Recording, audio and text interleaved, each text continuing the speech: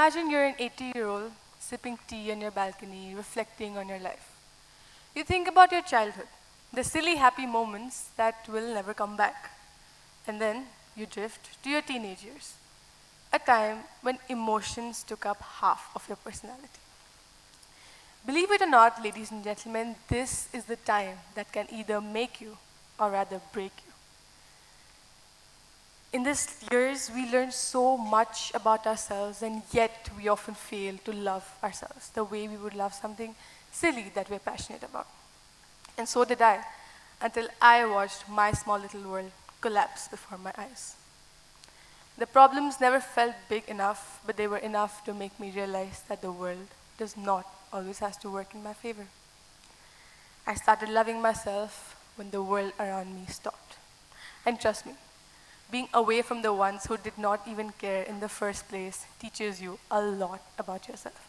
And it hurts. Of course it does. But that one friend who thought was your friend leaves you without even saying a goodbye. Or that one teacher you really look up to is disappointed in you for making the stupidest little mistakes. At that time, it felt loud, dramatic, and rather very, very messy. But it got better. It got better when I stepped up to become the person that I needed all along, for the version of me that always felt left out.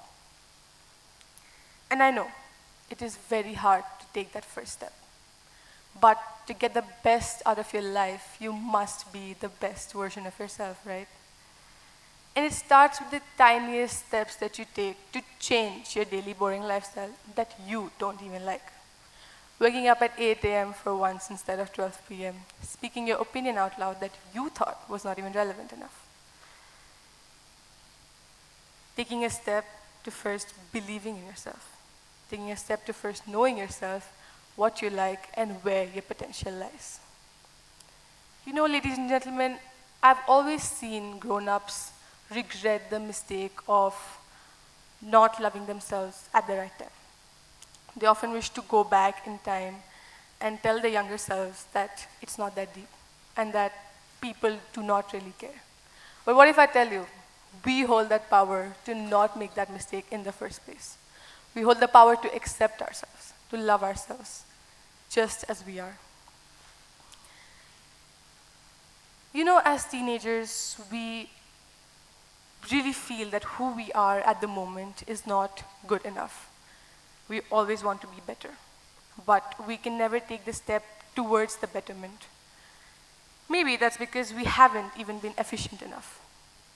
But in this race of being efficient and the best, there's one thing that we cannot afford to lose, which is our energy. We don't realize the importance of our energy until it's gone. We often waste it on people and situations that do not even deserve it. And I believe that everyone sitting in this hall right now holds the power and the energy to heal each other, know each other, and understand each other. I know it because I've seen it. I know it because I've been always taught to help the people in need, not because I wanted it back from them someday, but simply because I should truly invest it in someone who should have it. There's a famous quote by a Jewish sage, Rabbi Hillel, which goes like, if I'm not for myself, who am I? But if I'm only for myself, what am I? And if not now, then when? He says that if he's not for himself, then who is he? Just as you first need to be efficient for your own self before trying to be efficient for others. And if he's only for himself, what is he? There's no point of preserving your energy if you can't use it for good, if you can't use it to help others, if you can't use it to heal others, if you can't use it to even listen to others. And if not now, then when?